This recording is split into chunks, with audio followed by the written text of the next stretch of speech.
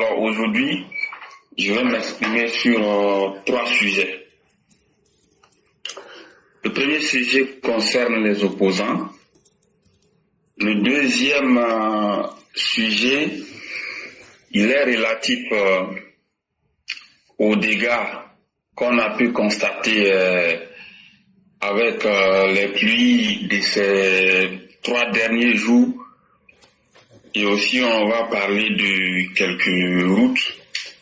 Et le troisième sujet, il concerne l'appel à la mobilisation générale pour le congrès qui aura lieu les 21 et 22 juin 2025.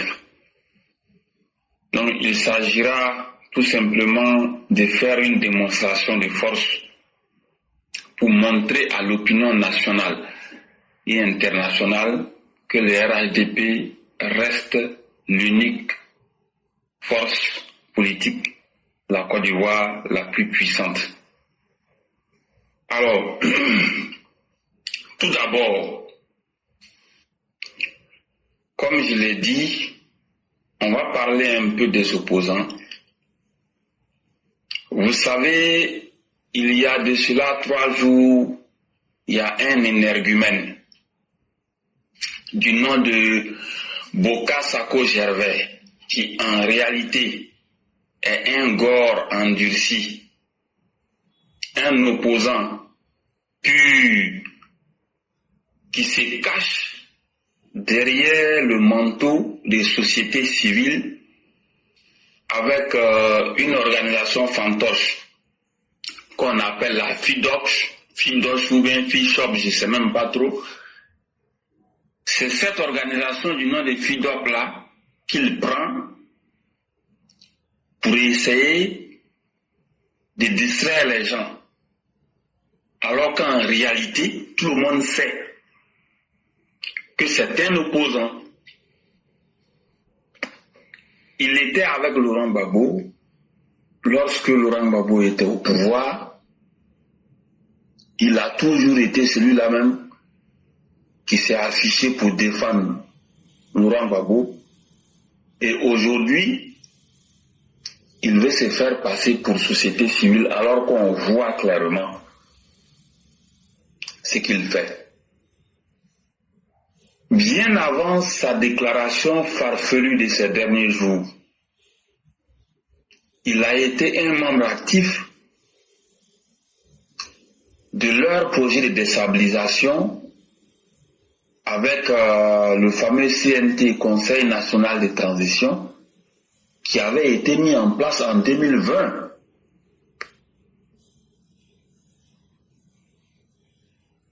Ça, tout le monde le sait très bien, que Boka Sako Gervais, en 2020, fut un membre actif dans le plan de déstabilisation du pouvoir avec le fameux CNT, Conseil national de transition.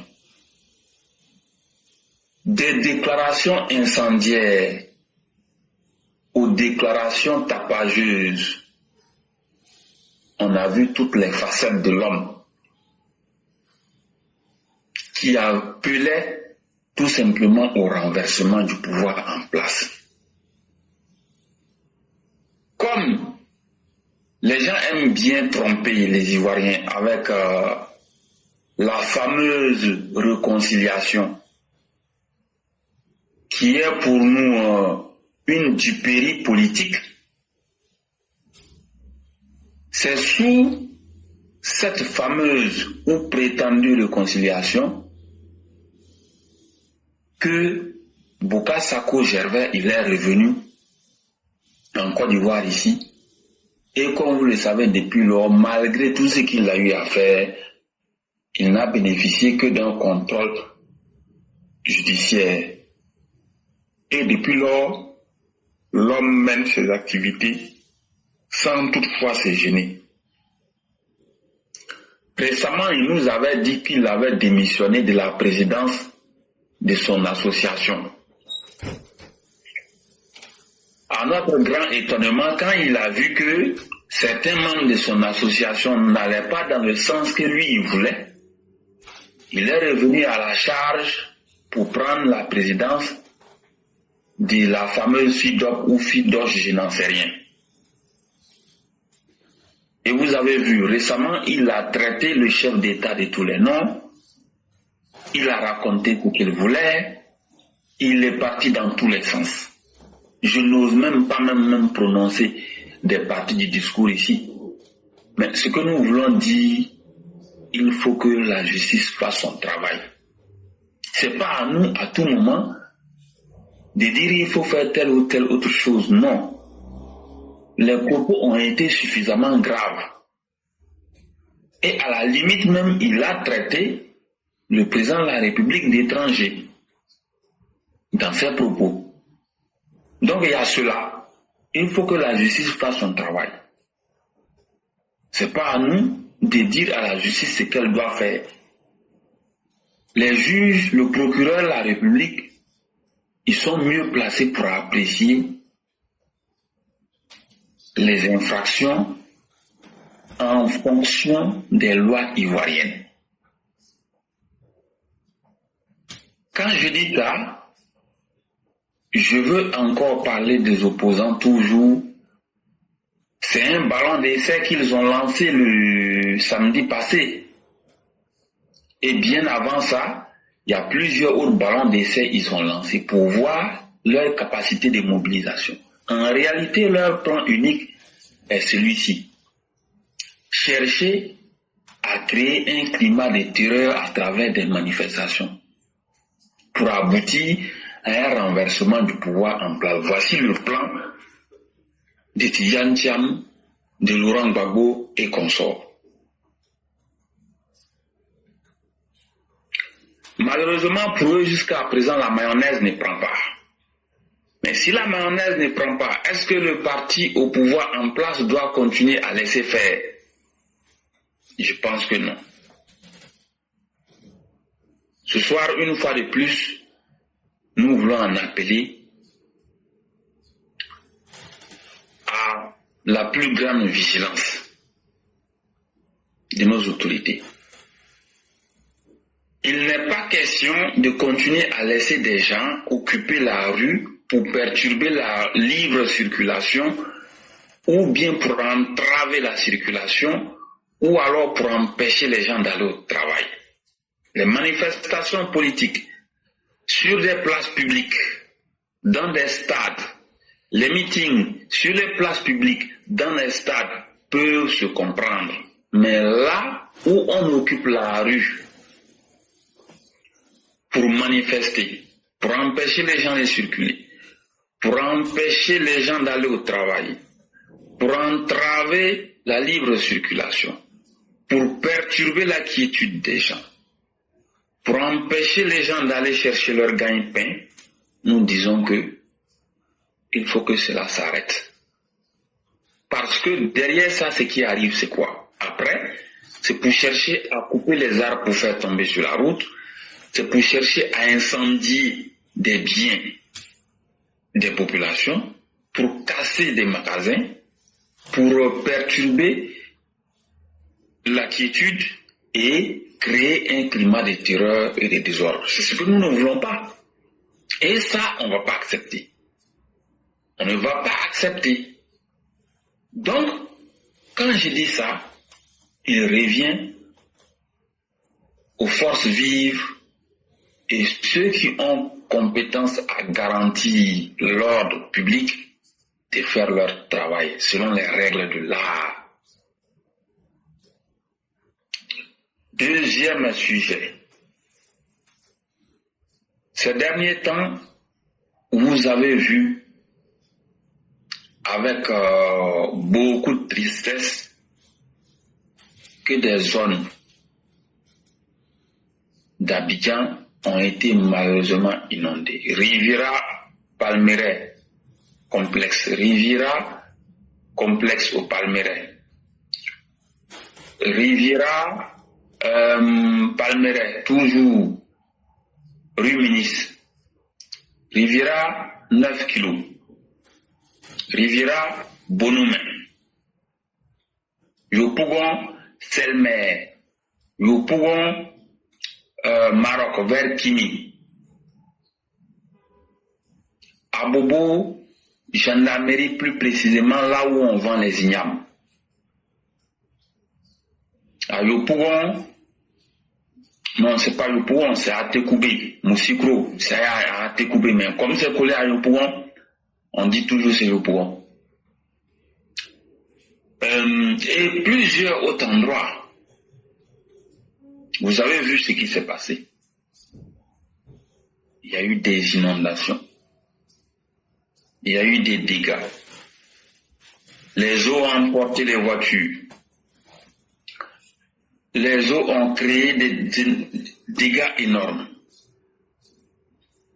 Bon, vous savez, après une analyse attentive, le gouvernement avait décidé de suspendre les déguerpissements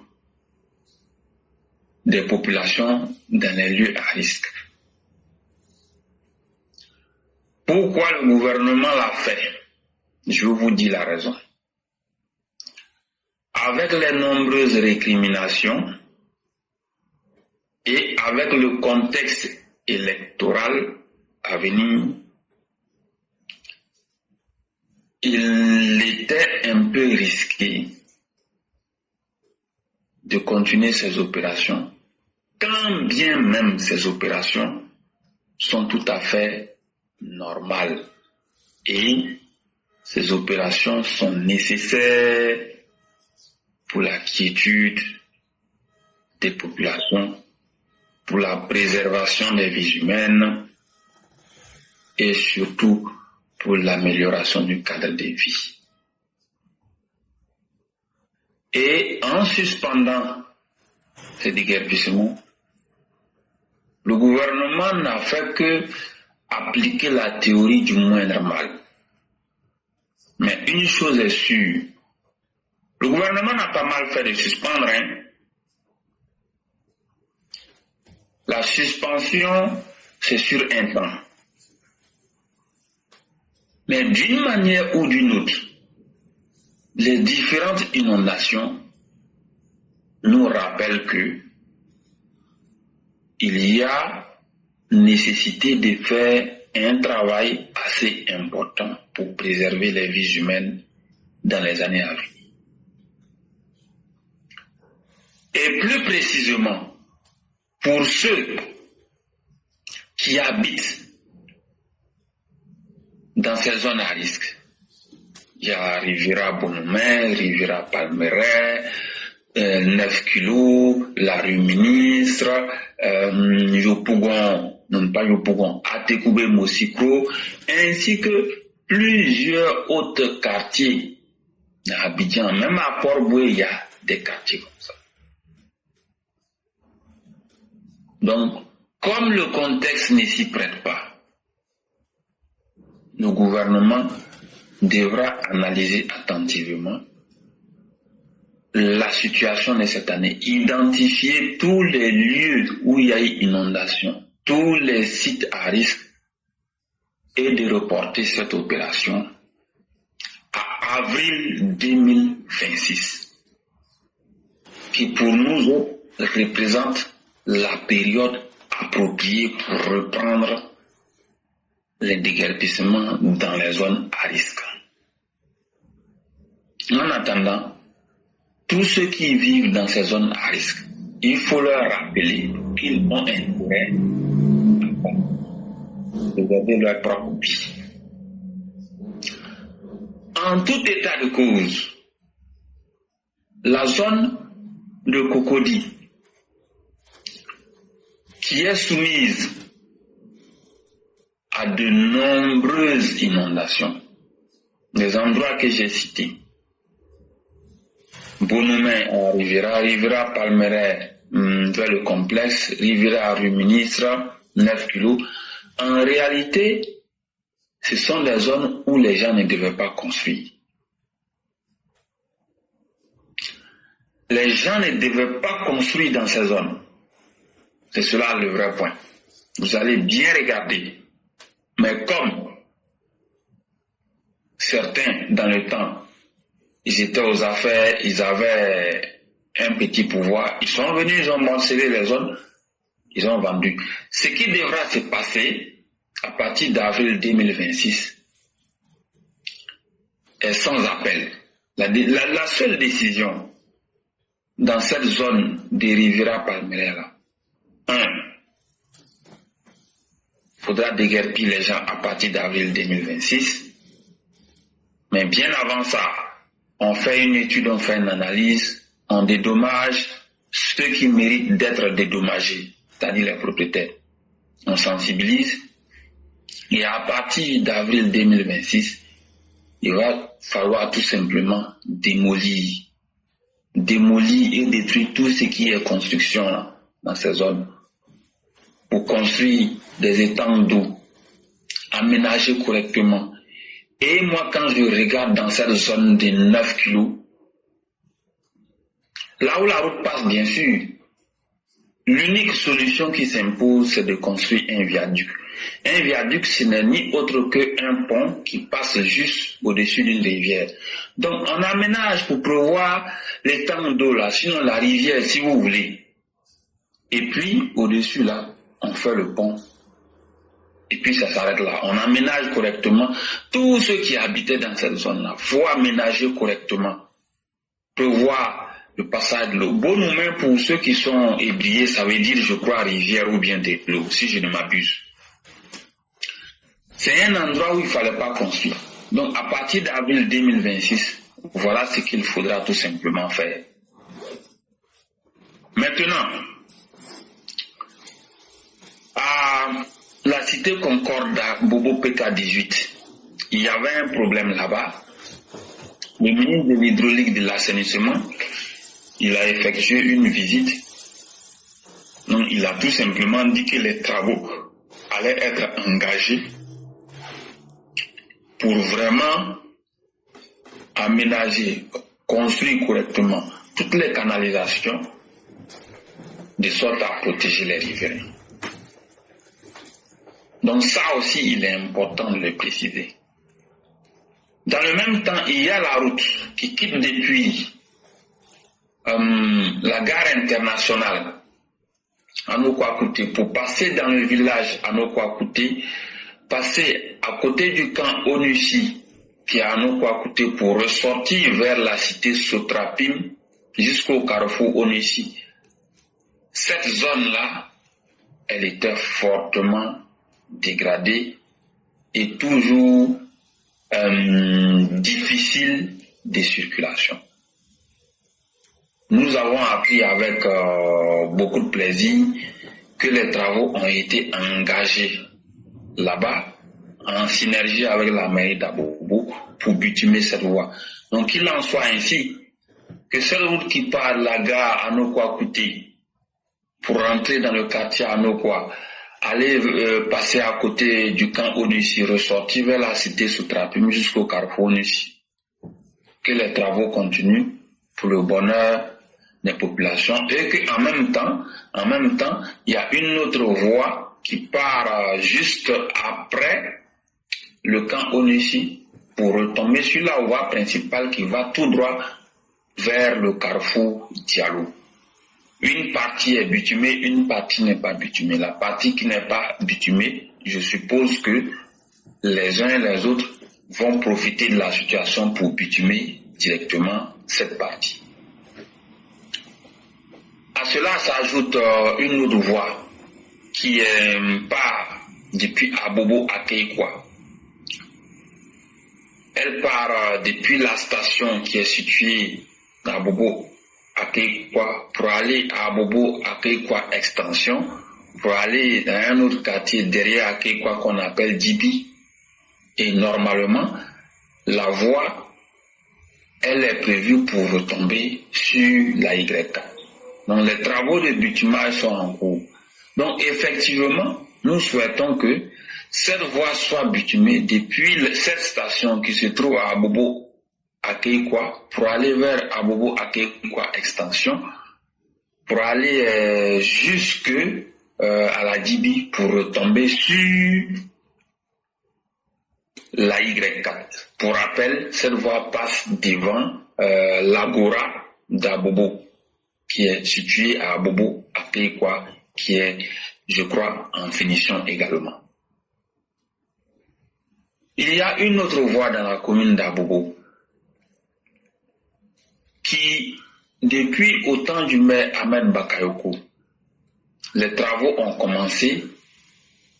Cette voie, elle part depuis le CHU qui est à Abobo pour venir passer jusque la pharmacie d'Okui. Maintenant, normalement, elle devrait continuer jusque à Angré Petro-Ivoire. Et un pont devrait être fait pour faciliter la circulation avant d'arriver à Angré Petro-Ivoire. Mais le trajet que je vous ai donné, il est déjà bitumé en autoroute 2x2, c'est-à-dire depuis le CHU qui est en construction à Bobo, jusque pour venir vers la pharmacie d'Okui. De la pharmacie d'Okui, la route, elle devrait continuer pour retomber sur Angré Petro-Ivoire. Malheureusement, la route s'est arrêtée à un endroit où il y a un pont. C'est toujours au Dokui, hein. Ça s'est arrêté à un endroit où il y a un pont. Le pont n'a pas été achevé. Les travaux se sont arrêtés depuis bientôt 3 ans, voire même 4 ans. Et le pont n'a pas été fait. Bon, le chantier n'est pas arrivé non plus à Angré Petro-Ivoire. Donc c'est juste un rappel pour demander la clémence des autorités compétentes, de sorte que là où cette route 2x2 qui part depuis la pharmacie d'Okui, bon c'est un itinéraire, sinon c'est en réalité depuis le sud d'Abobo pour venir vers la pharmacie d'Okui. Là où la route s'est arrêtée, il faut que le pont soit fait. Et une fois le pont terminé, il faut que la route retombe, bien entendu, sur Angré Petro-Ivoire. Donc je pense que ces travaux-là, il faut que les gens pensent à reprendre ces travaux. Alors, toujours à Bobo, hein, il y a une voie qui normalement devrait être construite. C'est laquelle des voies? La voie, quand vous quittez à Bobo sans manquer, une fois que vous êtes au rond-point de Saint-Manqué là, normalement il y a une route qui continue vers la mairie, mais il y a une autre route qui, lorsqu'on l'emprunte, permet de revenir vers l'agence emploi jeune d'Abobo ou de repasser derrière le lycée moderne d'Abobo qui est appelé SEMA. Mais bien avant ça, il y a une bretelle. Il y a une bretelle, c'est-à-dire c'est un virage. Lorsque vous abordez le virage, vous remontez tout droit vers l'agence emploi jeune ou même le SEMA d'Abobo. Il y a une intersection, une voie remonte vers le SEMA, une autre ressort là, dans le dos du SEMA. Mais les voies là sont... Mais il y a là où on vit, c'est là où se trouve le virage. Normalement, il y a un pont qui devait être fait là-bas pour passer dans le quartier Agbekwa. Dans le quartier Agbekwa. Maintenant, quand on passe dans le quartier Agbekwa, on est censé venir retomber vers le quartier Plaque. Hein. Donc, il faut penser également à bitumer cette voie. Et une autre précision, les quartiers Agbekwa, vraiment il y a des problèmes d'assainissement dans ces quartiers. Il y a trop d'eau usée, eau de toilette qui stagne partout. Si la mairie peut vraiment aider le quartier, je crois que ça va être bon. En même temps, c'est un rappel. Plusieurs propriétaires des maisons laissent les eaux usées, les eaux des toilettes de leur regard venir parfois sur la route. Parfois, ça dégrade le bitume. Vraiment, si les gens peuvent penser à faire quelque chose, qu'ils fassent quelque chose. Et à titre de rappel, toujours dans le quartier BC, pour venir vers Sainte-Foy, pour rentrer vers Avocatier, bon, qu'on fasse des études, il y a des voies là-bas qui méritent d'être bitumées. Si on peut faire quelque chose, ça va être bon. Et toujours à Bekwa et puis Plaque, aussi, il faut venir faire des études, il y a des grandes voies bitumées. Si on peut faire quelque chose, ça va être bon. Maintenant, je laisse complètement à Bobo, je m'en vais à Bingerville cette fois-ci. Et là-bas, il y a péril en la demeure. Où exactement, je vais vous dire. Quand Bingerville, c'est une seule entrée pour le moment, mais il y a une deuxième voie qui est en train d'être construite. Ça va se faire. Mais là, où se trouve la rentrée principale de Bingerville, à partir de Free World, l'hôtel Free World, pour passer devant le pôle d'innovation de l'université de Cocody, qui est l'ex-ESU. Juste à la descente, il y a le pont. Après le pont, il y a le carrefour CIE. Tout le monde a fait le constat, lorsqu'il pleut, l'eau reste. Il y a des bus qui sont installés là. Normalement, on devait faire des travaux pour le drainage des eaux de pluie. Les travaux ont été faits, mais ça n'a pas marché assez parce que lorsque les pluies sont arrivées, l'eau est beaucoup restée. Donc, le matériel qui est encore là-bas, je suppose que le travail n'est pas fini et que le travail pourrait reprendre. C'est une manière pour nous autres de rappeler aux autorités compétentes qu'il y a quelque chose à faire dans cette zone en question. Je reviens à Bobo pour venir parler cette fois-ci de Abobo Gendarmerie. Normalement, un échangeur est prévu là. Là où on vend les ignames, quand il pleut, l'eau reste beaucoup. Les égouts, les canalisations, il faut penser à les vider. D'une manière générale, je reviens sur la problématique des bidons en plastique que les gens jettent partout. Vous avez vu Trècheville, Marcory, Koumassi, l'eau est beaucoup restée dans ces zones à cause de ces bidons en partie. Donc, prévoir des poubelles spécialement pour recueillir les bidons en plastique, ceci est très important. On va aller à la gare internationale d'Abobo à Nokouakouté. Là-bas, la situation est extrêmement grave. Ceux qui y sont allés ces derniers jours en cherchant à voyager, ils en ont eu pour leur compte. Que vous soyez un simple voyageur qui emprunte un taxi ou bien que vous soyez quelqu'un qui est parti avec sa propre voiture, tous ceux qui y ont été depuis le 20 juin jusqu'à maintenant, et jusque même, pas le 20 juin, depuis le 20 mai jusqu'à maintenant, et jusqu'à même à la fin du mois de juin, tous ceux qui y ont été, ils en auront pour leur compte. C'est difficile de pouvoir passer en voiture, c'est difficile même de passer à pied. Toute la gare est presque inondée. Qu'est-ce qu'il faut faire? Plusieurs fois j'ai abordé ce sujet-là ici, mais la réalité, elle est bien là. C'est une société privée qui est chargée de gérer cette gare. Elle encaisse les transporteurs et tous ceux qui travaillent dans cette gare, mais malheureusement, elle ne fait pas son travail.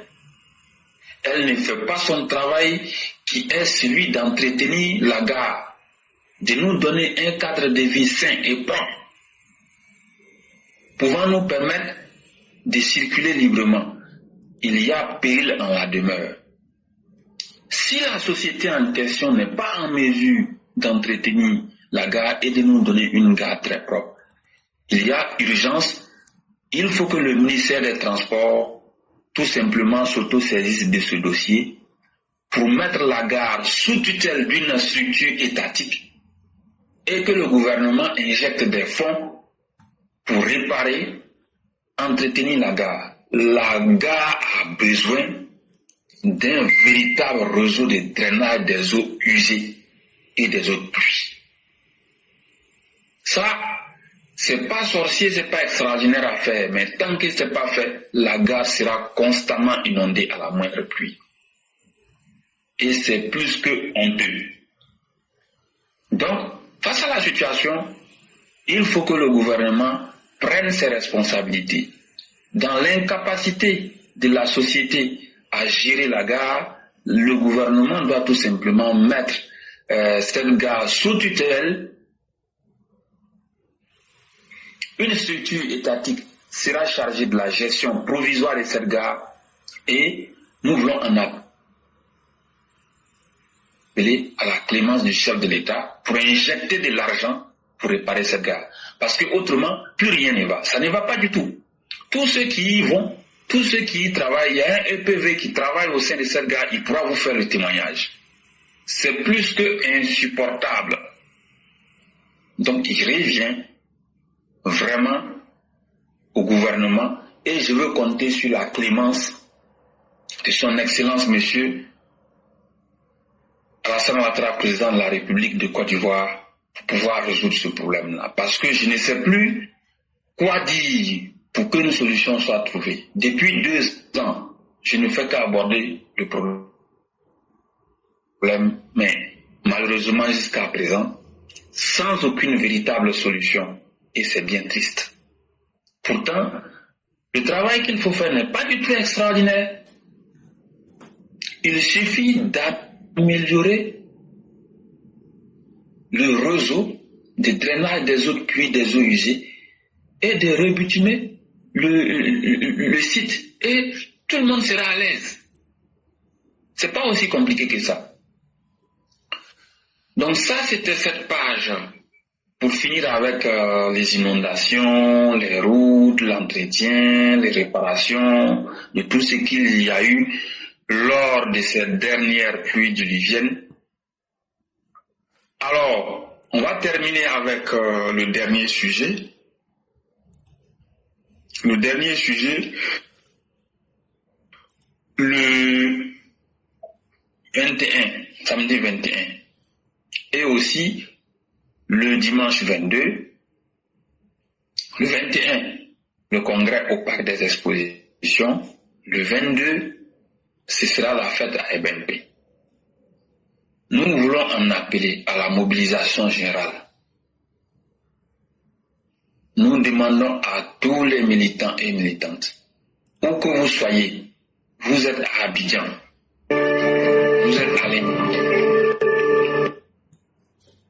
tous ceux qui pensent qu'ils sont militants et soutiennent du président de la République, déplacez-vous massivement pour faire une démonstration de force.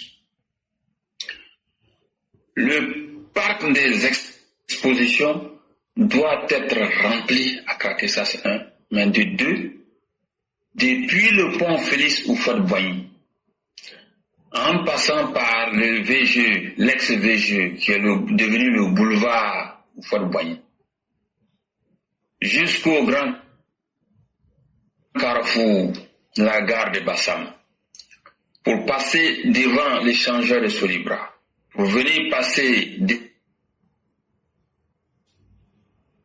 devant l'échangeur de Marcouri, pour venir passer devant l'échangeur de Koumassi et continuer à l'échangeur de Akwaba jusqu'au parc des expositions.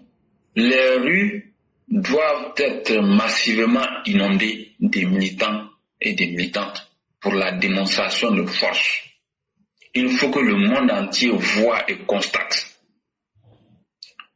que c'est le RHDP qui est le plus puissant en Côte d'Ivoire. Le dimanche 22, c'est 60 000 places au stade Alassane Ouattara à Ebembe. Là encore, les 60 000 places vont être occupées, mais au-delà de ça, nous devons inonder tout les alentours du stade.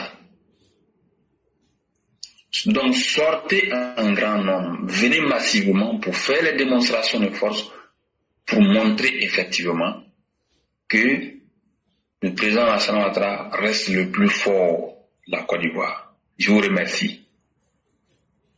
Vraiment, merci beaucoup le concurrent. Merci pour tout ce que vous venez de dire. Merci surtout de la clarté de vos idées. Et surtout, je vous remercie de l'effort qui est fait pour permettre de rendre les choses intéressantes.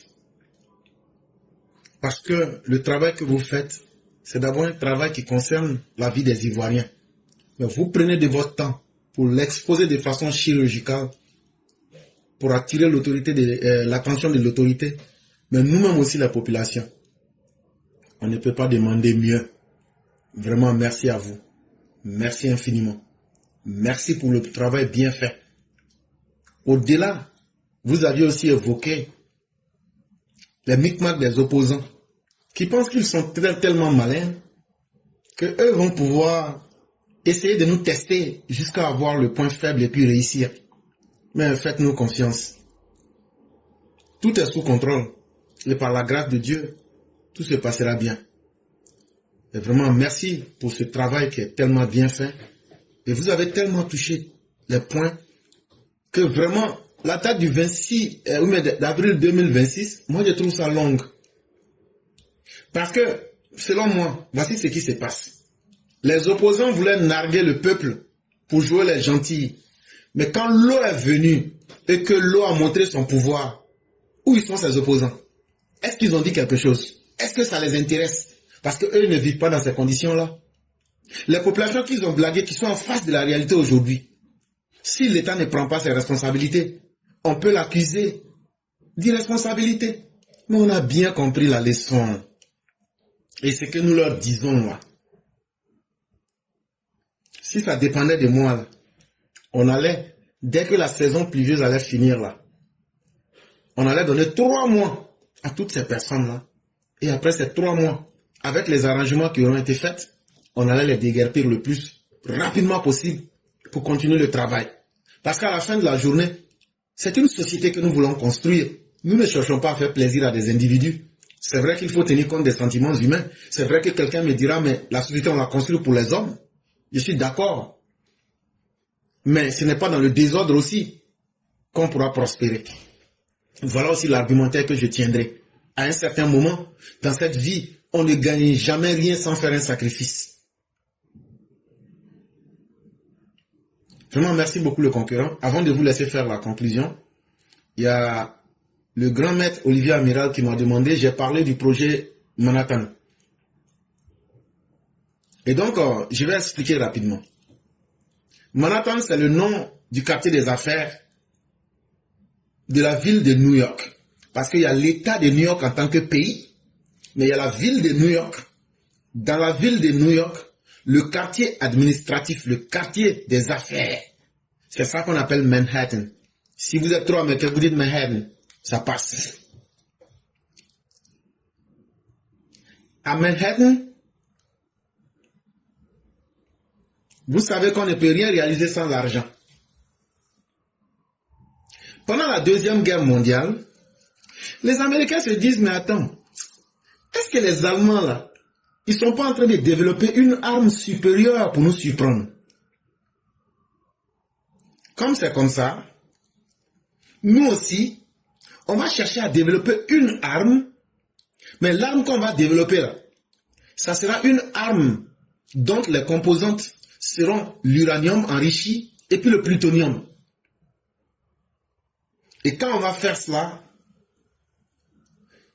c'est à partir de en août 1945, vous connaissez la ville de Hiroshima au Japon et la ville de Nagasaki. Les 2 bombes qu'ils ont pris pour lancer sur ces 2 villes au Japon là. C'est le projet Manhattan qui a permis aux États-Unis, en collaboration avec les Royaumes-Unis qu'on appelle l'Angleterre et puis le Canada, pendant la Seconde Guerre, là, ils ont fait le projet, c'était secret. Le projet était secret. Secret de chez secret même, c'était ça même. C'était tellement secret qu'ils ont mis ça sous la direction d'un général américain qui s'appelait Leslie Groves. Lui, il était le responsable de l'organisation et de la gestion du projet. Parce que lui, il est militaire aussi. Et maintenant, il y avait un autre qu'on appelait Robert Oppenhauer. Lui, c'est lui qui se chargeait de la partie scientifique. Et donc, ils ont dispersé le projet presque partout aux États-Unis pour ne pas que quelqu'un puisse avoir l'information. Il y a une partie du projet qui était à Los Alamos. Il y a une autre partie qui était à Rock Ridge, dans le Tennessee. Il y a une autre partie qui était à Hanford, à Washington. Et Los Alamos, dont je vous ai parlé, c'est dans le New Mexico. Donc, ils ont divisé le projet en plusieurs petits morceaux. Et donc, pendant le projet, les Russes vont apprendre que les Américains sont en train de développer une bombe et que ça sera une bombe radioactive. Et que cette bombe radioactive-là, il y a plus de 130 000 personnes qui sont en train de travailler sur le projet. Et que les Américains ont déjà dépensé plus de 2 milliards de dollars dans le projet. C'est là maintenant, les Russes vont faire venir des espions russes à Manhattan, ou bien si vous voulez à Manhattan, ou bien à Manhattan, c'est la même chose. Ça dépend de comment vous voulez prononcer, mais c'est pour vous parler du quartier de Manhattan, ou bien de Manhattan si vous voulez. Quand ils font venir ces espions à Manhattan, ils leur donnent aussi des projets différents. Et ils se rendent compte que, oui, le projet en cours, ils ont remis certaines informations, mais ils n'avaient pas toutes les informations. Et donc, ils vont collaborer avec des gens jusqu'à ce que les Russes puissent avoir certaines informations. Et comme c'était à partir de Manhattan, qui était leur centre, où ils ont lancé leurs différents, comment on appelle, espions pour retrouver et savoir ce qui se passait, ils vont profiter aussi pour avoir de la connaissance sur cette bombe-là. Et eux aussi vont développer leur propre projet pour aboutir à leur propre bombe nucléaire. Voilà, c'est ce qu'on appelle le Manhattan Project, ou si vous voulez Manhattan Project, ou bien le projet Manhattan, c'est un peu cela qu'il est question. Vraiment, l'émission d'aujourd'hui a été plus que riche. Et pour moi, le plus essentiel était d'honorer les EPV. Et ça sera fait. La vidéo d'aujourd'hui, là, il y aura une version YouTube où vous allez tout voir. On va mettre en valeur les EPV. Ce que vous avez fait, cette vidéo-là sera différente du direct parce que vous aurez l'occasion de voir ce qui s'est passé comme si vous étiez avec les EPV. Merci encore à Ouattara Draman. Merci encore à tous les organisateurs. Merci à tous ceux qui ont mis le paquet. Réussite, ça en a été une et nous ne pouvons qu'être fiers de nous-mêmes. Et vraiment, merci. Merci. Et le concurrent, avec votre permission, vous avez la conclusion. Je vous remercie beaucoup, je remercie tous les auditeurs. Et comme les uns et les autres ont fait le constat, ce week-end qui vient de passer là, il y a eu des démonstrations de force, mais on va appeler ça entrée en matière des militants RHDP un peu partout dans le monde. France, États-Unis, Montréal, Brazzaville, Gabon, Casablanca, district autonome d'Abidjan. Je veux parler de Yopougon, Abobo, Koumansi, Anyama, Adjamé, Benjerville, Korogo, Bouaké avant, ainsi que plusieurs autres grandes villes. Il y a eu entrée en matière en termes de mobilisation et en termes de pré-congrès. tout le monde s'accorde à demander à son Excellence M. Alassane Ouattara, le président de la République, d'être le candidat du RHDP pour 2025 en vue du deuxième mandat de la Troisième République. Nous terminons aujourd'hui pour demander avec insistance à son Excellence M. Alassane Ouattara, le président de la République de Côte d'Ivoire, d'être le candidat du RHDP pour l'année électorale 2025 et d'être le président de la République de Côte d'Ivoire pour le deuxième mandat de la Troisième République qui va s'étendre de 2025 là à 2030. Sur ce, portez-vous bien. Demain sera un autre jour. Excellente nuit à tout le monde. Merci beaucoup à vous-même, Souniata le concurrent. Merci à tous ceux qui ont tenu jusqu'à cette heure tardive. Merci à tous ceux qui nous font confiance. Merci au président Ouattara et à la République de la Côte d'Ivoire. Ça a été un énorme plaisir en ce 16 juin d'apporter le peu que nous savons, mais surtout d'espérer apprendre davantage avec les uns les autres. Merci à chacun. Merci à vous-même le concurrent et que la grâce de Dieu demeure en nous.